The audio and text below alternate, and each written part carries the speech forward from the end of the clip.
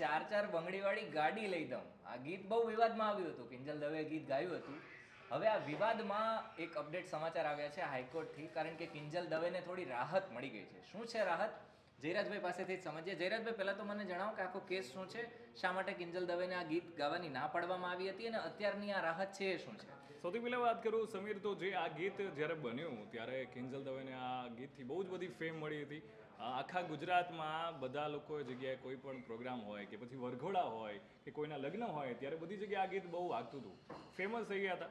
અને પછી સમય જતાં એવું બન્યું કે એ ગીતને કારણે એમની જે ઓળખાણ બની છે એ ઓળખાણ આગળ જતાં એ ગીત એટલું વાયરલ થઈ ગયું, એટલા બધા લોકો સુધી પહોંચ્યું.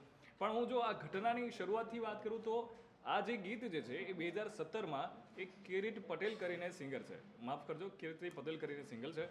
અને એ સિંગરે પહેલીવાર યુટ્યુબ પર આ એક વિડીયો મૂક્યો હતો, જે પોતાના ફેમિલી સાથે નોર્મલ એ મ્યુઝિક કમ્પોઝર છે અને જે મેં બનાવીને મૂકેલો હતો એ વિડીયો. અને એ વિડીયો પછી ફરતા આગળ ગયો અને કિંજલ દવે પાસે કે એમની પાસે આવ્યો, એમણે ગાયું અને ગીત એકદમ વાયરલ થઈ ગયું. એટલે એ પછી જ્યારે એમને ખબર પડે છે કે મારું ગીત આટલું બધું હિટ થયું છે અને તેમ છતાં પણ એ એવું માનવાય છે જે લોકો ગીત બનાવ્યું છે અને એમને ક્રેડિટ નથી આપી રહ્યા. ઓકે, એટલે એટલા માટે થઈને એમણે કેસ કર્યો અને એ કેસ પછી ગયો અદાલતમાં અને અદાલતે પછી એમણે કહ્યું કે ભાઈ તમારે છે આટલો ફાઇન ભરવો પડશે, જો ફાઇન નહીં ભરો તો તમે છે ગીત નહીં ગાઈ શકો.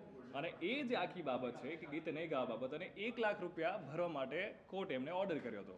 અને એમાંથી હવે જે છે એમને રાહત મળી છે, એટલે હવે જે આ ગીત છે એ ગાઈ શકે એ માટેની આખી વાત છે. અચ્છા, અઠવાડિયા પહેલાની પણ વાત કરીએ. હમણાં અઠવાડિયા પહેલા પણ કંઈક સમાચાર આવ્યા હતા, એ શું હતા જયરાજ? એ અઠવાડિયા પહેલા એ જ બાબતે સમાચાર હતા કે જે ઓરિજિનલ સિંગર હતા એમણે દાવો કર્યો હતો કે તમે ગીત ગાઓ છો, સારી રીતે ગાઓ છો, પણ ક્યાંય ક્રેડિટ અમને નથી મળતી.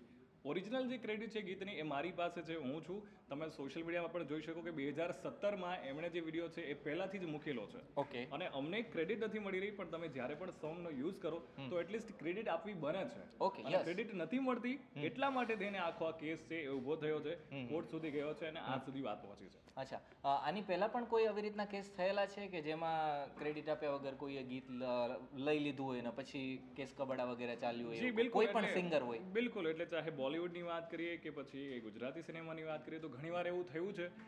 એક હું તમને કિસ્સો શેર કરું કે જ્યારે મૂવી બન્યું હતું બોલિવૂડમાં, સંજય લીલા ભંસાલીએ મૂવી બનાવ્યું મોર મની થનગાટ કરે, અને ત્યારે શરૂઆતના સમયમાં એમણે જે ઝવેરચંદ મેઘાણી છે એમને ક્રેડિટ નહોતું આપ્યું. ઓકે, કે એમનું ઓરિજિનલ છે. પછી થોડો વિવાદ થયો અને એ બાદ એક ક્રેડિટ છે એ મૂવીમાં એમને એડ કરવામાં આવ્યું. એટલે આવા ઘણા બધા કિસ્સા હોય છે. ઘણીવાર શું હોય છે કે લોકોને ઇન્ફોર્મેશન પણ નથી હોતી કે આ ક્યાંનું છે, પણ જ્યારે ખબર પડે છે ત્યારથી પોસિબલ થાય છે કે લોકોને ક્રેડિટ મળી જાય છે, જે આ કિસ્સામાં પણ મને એવું લાગે છે કે ચોક્કસથી થશે. અચ્છા, એટલે અત્યારે જસ્ટ હજુ હાઈકોર્ટથી સમાચાર આવ્યા છે, કોઈ દસ્તાવેજ વગેરે હજુ સુધી પહોંચ્યા નથી આખી વાત શું છે રિલેટેડ, પરંતુ જે પ્રાથમિક માહિતી છે એ પ્રમાણે આવી રહી છે કે કિંજલ દવેને રાહત મળી છે.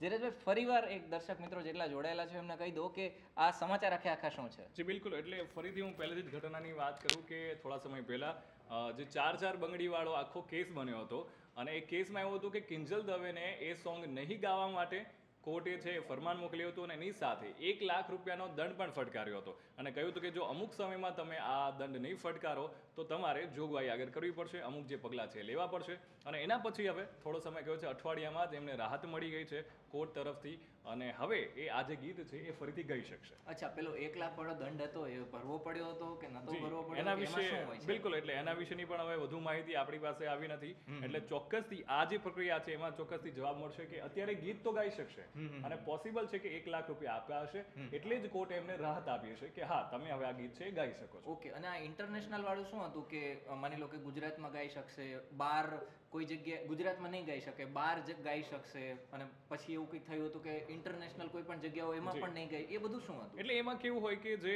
સિંગર જેમની વાત કરી કે કિરીટ પટેલ જે સિંગર છે, જે ઓરિજિનલ સિંગર છે, એમણે એવો કેસ કર્યો હતો કે તમે મારું જે ગીત છે એ તમે ગુજરાતમાં ગાઓ છો, દેશ વિદેશમાં જ્યાં પ્રોગ્રામ કરો છો ત્યાં ગાઓ છો, પણ જ્યારે તમે મને ક્રેડિટ નથી આપતા, એટલા માટે એમણે જ્યારે કોર્ટમાં રજૂઆત કરી ત્યારે પણ એમણે વાત કરી હતી કે તમે આ સમયે છે આ ટાઈમે તો તમે નહીં જ ગઈ શકો. ઓકે, અને એટલા માટે થઈને કોર્ટમાં વાત પહોંચી અને જેથી કરીને એમને ક્રેડિટ મળે એટલા માટે થઈને કિંજલ દવેને આ ફરમાન આપવામાં આવ્યું હતું અને હવે પોસિબલ છે કે એ બધી જગ્યાએ આ ગીત છે ફરીથી ગઈ શકશે. એટલે શક્યતાઓ એવી છે કે એમણે 1 લાખ દંડ છે એ ભરી દો હશે અને એટલા માટે કોર્ટે હવે એમને રાહત આપી છે. એટલે ટૂંકમાં ચાર બંગડીવાળી ગાડી લઈ દઉં એ ગીત છે હવે ગુજરાતમાં પણ ગાઈ શકશે, ભારતમાં પણ ગાઈ શકશે અને ઇન્ટરનેશનલ લેવલે પણ ગાઈ શકશે. એવી રીતના અત્યારે હાલ પૂરતા સમાચાર આવી રહ્યા છે.